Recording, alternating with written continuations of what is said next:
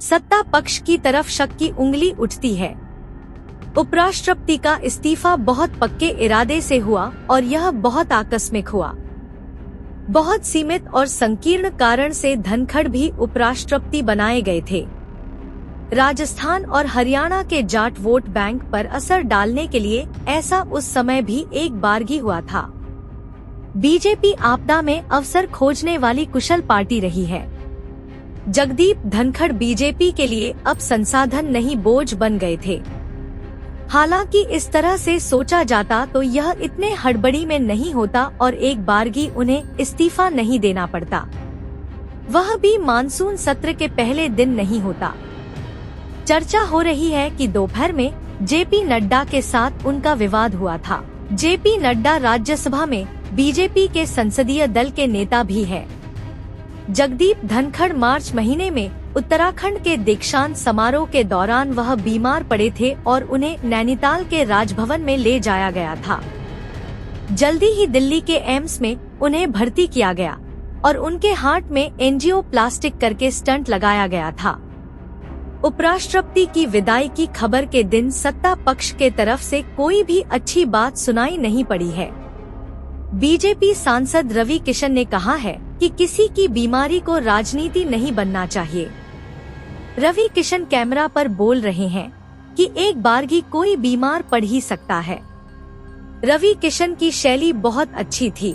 उन्होंने कहा कि एक बारगी कोई स्वस्थ व्यक्ति मर भी जा सकता है। कोई बीमार है यार, उनकी सेहत गवाह नहीं कर रहा है। उनको डॉक्टर ने रिपोर्ट देख के कोई रिपोर्ट आई होगी शाम के वक्त, उनको बताया होगा कि रेस्ट करिए, तो रेस्ट कर रहे हैं, उस पर ये लोग राजनीति कर रहे हैं। हद है यार। विपक्ष ये कह रहे, जयराम रमेश ये कह रहे शाम तक बैठक में थे। अरे भैया, हम अभी आपसे बात कर, आप अभी तुरंत यार लेट जाओगे। आपकी गारंटी है, हमको अपनी गारंटी, किसी को किसी की गारंटी नहीं यार।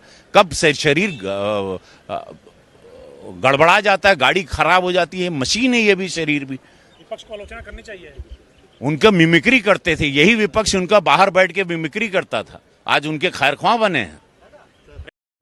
परंतु इस्तीफा से और उसके पहले की गतिविधियों से यह नहीं लगता कि बीमारी की वजह से आकस्मिक उन्होंने यह फैसला ले लिया। बीमारी की वजह होती तो राज्यसभा के मानसून सत्र के पहले आराम से विचार करके वह अपना एक प्रस्ताव देते और मान्य होता।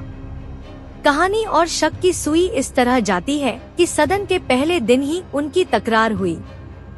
आगे बढ़कर उत्तराखंड के पूर्व मुख्यमंत्री और कांग्रेस के नेता हरीश रावत ने कहा भी है कि यह इस्तीफा बिहार चुनाव को ध्यान में रखकर है।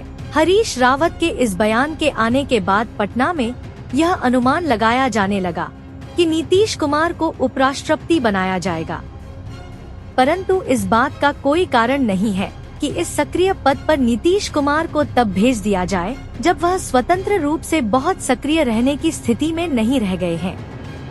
नीतीश कुमार का स्वास्थ्य भी ऐसा नहीं है, इसलिए उपराष्ट्रपति पद के लिए नीतीश कुमार की तरफ सोचने का विशेष महत्व नहीं है। नंदकिशोर यादव बीजेपी के पुराने नेता हैं और बिहार विधानसभा के सभापति हैं। आरएसएस के साथ भी उनकी बहुत अच्छी समझदारी है।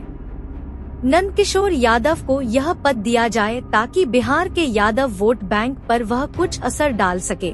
बीजेपी का मैथमेटिक्स इस तरह से पहले भी चलता रहा है। दूसरी संभावना हरिवंश की है। हरिवंश प्रधानमंत्री के अच्छे विश्वास में है। राज्यसभा में रहकर उन्होंने पार्टी के हक में अच्छी सेवा भी दी है। प्रभात खबर के संपादक रहे हैं। हरिवंश की जातीय पहचान बिहार के वोट बैंक के पॉलिटिक्स में सत्ता पक्ष के लिए महत्व रखता है। उपराष्ट्रपति का कार्यकाल के बीच में इस तरह से इस्तीफा देना अपने आप में पहली घटना है। सत्ता गलियारे में इस तरह बात चल भी रही होगी तो आकस्मिक घटना सोमवार की है। सवाल यह उठ रहा है कि जेपी नड्डा और किरण रिजिजू 4:30 बजे की मीटिंग में क्यों नहीं आए, जबकि 1:30 बजे की मीटिंग में वे लोग उपराष्ट्रपति के साथ थे। प्रधानमंत्री नरेंद्र मोदी ने उनके स्वास्थ्य की शुभकामना के साथ उनके इस्तीफा के प्रति अपनी सहमति जाहिर कर दी है। वहीं कांग्रेस पार्टी को शक है कि दाल में कुछ काला है। घटना जितनी आकस्मिक है और जितना ही सनसनीखेज है, उस वजह से कई तरह के अनुमान लगाए जा रहे हैं। हम गणित के सामान्य आकलन पर गए हैं, जो अक्सर पार्टी नेतृत्व का सरोकार होता भी है। अनुमान के गलत होने की भी पूरी संभावना है। देखते रहिए विमर्श न्यूज। चैनल को लाइक और सब्सक्राइब जरूर करें। धन्यवाद।